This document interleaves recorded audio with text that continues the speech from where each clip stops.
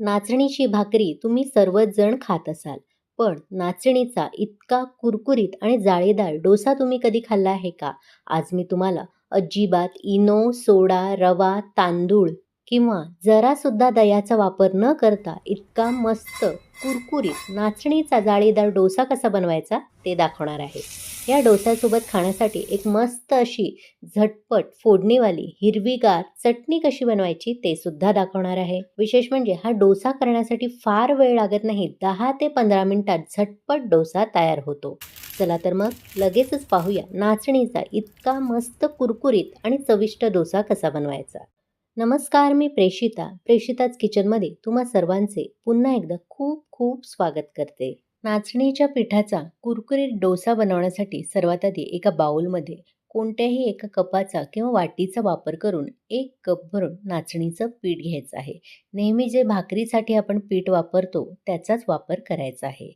आता ह्या पिठामध्ये सुरुवातीला त्याच कपाने आपल्याला 1 कप भरून पाणी घालायचं आहे. सुरुवातीला जास्तीचं पाणी घालायचं नाही, कारण पिठामध्ये गुठळ्या तयार होऊ शकतात. त्यामुळे थोडं थोडं पाणी घालायचं आहे.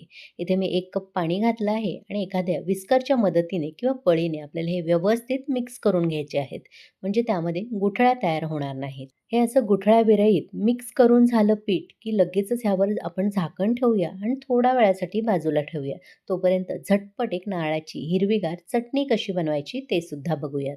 चटणी बनवण्यासाठी एका मिक्सरच्या भांड्यामध्ये 1 वाटी भरून ओल्या नारळाचे पातळ काप करून घेतले आहेत ते घालणार आहे. नारळाचा काळपट भाग मी काढून घेतला नाही, तशी आपल्याला हिरवीच चटणी बनवायची आहे. पण तुम्हाला आवडत नसेल तर तुम्ही काढू शकता. सोबतच अर्धा इंच आल्याचे तुकडे आणि 2 ते 3 लसणाच्या पाकळ्या सुद्धा घालायचे आहेत. त्यानंतर एक मोठा चमचा भरून भाजकी चणा डाळ किंवा डाळ्या घालायच्या आहेत. यामुळे चटणीला घट्टपणा सुद्धा येतो आणि स्वाद सुद्धा खूप छान येतो. त्यानंतर आज आपण हिरवी चटणी बनवतोय, त्यामुळे मुठभर स्वच्छ धुवून कोथिंबीर देठासहित मी घालणार आहे.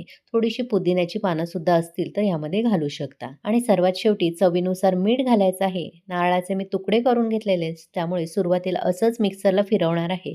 त्यानंतर गरजेनुसार पाणी घालून चटणी बारीक वाटून घ्यायची आहे. इथे मी घट्टसर चटणी ठेवली आहे, कारण आपण कुरकुरीत डोसा बनवतोय. ही चटणी तुम्ही अशीच नुसतीही खाऊ शकता, पण आज मी या चटणीवर एक फोडणी देणार आहे. त्यासाठी कढल्यामध्ये 1 चमचा तेल कडकडीत गरम करून घ्यायचं.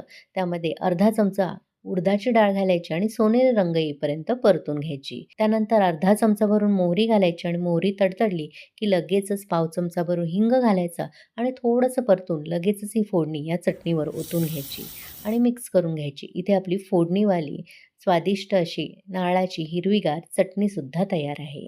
आता आपण झाकून ठेवलेलं जे नाचणीचं पीठ आहे ते बघूया. चटणी बनवेपर्यंत पीठ सुद्धा फुलून आलं आहे आणि थोडंसं घट्टसर सुद्धा झालं आहे. त्यामुळे ह्यामध्ये त्याच कपाने साधारण अर्धा ते पाऊण कप एवढं मी पाणी घालणार आहे. पिठाला जसं पाणी लागेल त्यानुसार थोडं थोडं करून आपल्याला पाणी घालायचं आहे. नेहमी आपण जसे घावणे बनवतो तांदळाचे, त्याचप्रमाणे आपल्याला अगदी पातळसर हे मिश्रण ठेवायचं आहे. म्हणजे छान जाळी सुद्धा पडते आणि आपले डोसे कुरकुरीत सुद्धा बनतात. इथे एका पळीने मी तुम्हाला कन्सिस्टन्सी दाखवते. बघू शकता किती पातळसर लेयर आला आहे पळीला. एवढंच पातळ हे मिश्रण आपल्याला ठेवायचं आहे. आता हे डोसे आणखीन स्वादिष्ट होण्यासाठी यामध्ये बारीक चिरलेली मी कोथिंबीर घालणार आहे. सोबतच अर्धा चमचा भरून जिरे आणि अर्धा चमचा भरून चिली फ्लेक्स घालणार आहे. तुम्ही जर लहान मुलांना हे डोसे देणार नसाल तर यामध्ये हिरवी मिरची बारीक चिरून सुद्धा घालू शकता. आणि सर्वात शेवटी चवीप्रमाणे मीठ घालायचं आहे आणि व्यवस्थित मीठ विरघळेपर्यंत एकजीव करून घ्यायचं.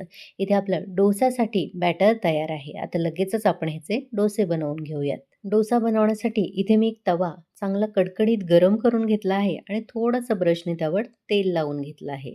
आता गॅसची आच मंद करायची. आपण जे मिश्रण तयार करून घेतलेलं डोस्याचं ते पुन्हा एकदा व्यवस्थित मिक्स करून घ्यायचं, कारण पीठ खाली बसू शकतं. आता एक डाव घ्यायची अशी पळी खोलगट आणि त्याने हे मिश्रण असं तव्यावर सोडायचं आहे. पातळ मिश्रण असल्यामुळे बघू शकता कशी मस्त जाळी पडली आहे आणि तवा चांगला कडकडीत असल्यामुळे अशी जाळी पडते. डोसा घालून झाल्यावर गॅसची फ्लेम मोठी करायची आणि वरचं जे पीठ आहे डोस्याचं ते कोरडं होईपर्यंत वाट बघायची. एकदा हे वरचं आवरण असं कोरडं झालं की ह्यावर 1 चमचा भरून तेल सोडायचं, म्हणजे डोसा चांगला कुरकुरीत तयार होतो. तुम्हाला तेल आवडत नसेल तर ह्यावर साजूक तूपसुद्धा घालू शकता. आता गॅसची आच आपल्याला मंदच ठेवायची आहे जोपर्यंत या डोस्याच्या कडा सुटून येत नाही. 2 ते 3 मिनिटानंतर बघू शकता डोस्याच्या कडा कशा सुटून आल्या आहेत. आता एखाद्या उलथण्याने आपल्याला ह्या कडा चारी बाजूने अशा सोडवून घ्यायच्या आहेत आणि डोसा लगेचच मी फोल्ड करून घेणार आहे. बघू शकता किती मस्त जाळीदार आणि कुरकुरीत आपला डोसा तयार झाला आहे. आणि आपण पिठाची कन्सिस्टन्सीसुद्धा योग्य ठेवलेली, त्यामुळे अतिशय पातळ असा डोसा तयार झाला आहे. यापेक्षा पातळसुद्धा करू नका, नाहीतर डोसा खातोय असं वाटणार नाही. इथे मी डोसाचा आवाजसुद्धा ऐकवते. बघू शकता किती मस्त कुरकुरीत तयार झाला आहे. हे जाळीदार डोसे कधीही दोन्ही बाजूने शिजवून घ्यायचे नाहीत, कारण जेव्हा हे डोसे आपण दोन्ही बाजूनी शिजवून घेतो, तेव्हा ते नरम पडण्याची शक्यता असते. त्यामुळे एकाच बाजूने डोसा शिजवून घ्यायचा आणि लगेचच काढून घ्यायचा. आता आणखी एक डोसा मी तुम्हाला करून दाखवते. मी आता इथे तेल लावत नाही, फक्त ब्रशच्या मदतीने जे डोस्याचं थोडे कण शिल्लक राहिलेले अगोदरचे, ते मी काढून घेतले आहेत. तुम्हाला जर पळीने हा डोसा बनवायचा नसेल, तर फुलपात्र किंवा एखादी वाटी घ्यायची आणि त्याने डोसा कसा बनवायचा ते बघूयात. तवा चांगला कडकडीत गरम करून घ्यायचा पुन्हा एकदा आणि फुलपात्राने हे डोस्याचं मिश्रण पुन्हा वर-खाली करून घ्यायचं आणि असं सोडून घ्यायचं. तुम्हाला फुलपात्र्याने असं जमत असेल, तर असं करू शकता किंवा पळीने मगाशी दाखवलं त्या पद्धतीने करू शकता. तुम्हाला जी पद्धत योग्य वाटेल त्या पद्धतीने डोसा असा घालून घ्यायचा. आता सुरुवातीलाच गॅसची फ्लेम मोठी ठेवायची आणि वरचं मिश्रण कोरडं होईपर्यंत वाट बघायची. एकदा असं कोरडं झालं, की एखाद चमचा तेल किंवा तूप सोडायचं आणि पुन्हा गॅसची आच मंद करायची आणि डोस्याच्या कडा सुटेपर्यंत वाट बघायची. 2-3 मिनिटातच इथे दुसरा डोसासुद्धा बघू शकता तयार झाला आहे. अगदी मस्त कुरकुरीत तयार झाला आहे. याचा आवाजसुद्धा मी तुम्हाला ऐकवते. आता हा डोसासुद्धा लगेचच मी सर्व्ह करून घेते.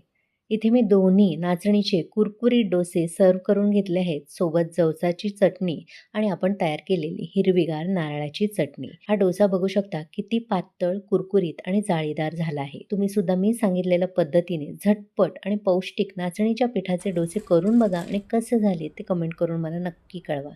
आजची रेसिपी आवडली असेल तर नेहमीप्रमाणे लाईक आणि शेअर करायला विसरू नका. प्रेषिताच किचनला सबस्क्राईब करून सोबत असलेलं नोटिफिकेशनचं ऑलचं बटन दाबा, जेणेकरून माझ्या अशाच सर्व रेसिपी तुम्हाला लगेचच पाहता येतील. चला तर मग पुन्हा भेटू अशाच मस्त, स्वादिष्ट, भरपूर टिप्स, अचूक प्रमाण आणि एखाद्या नवीन रेसिपीसह. धन्यवाद.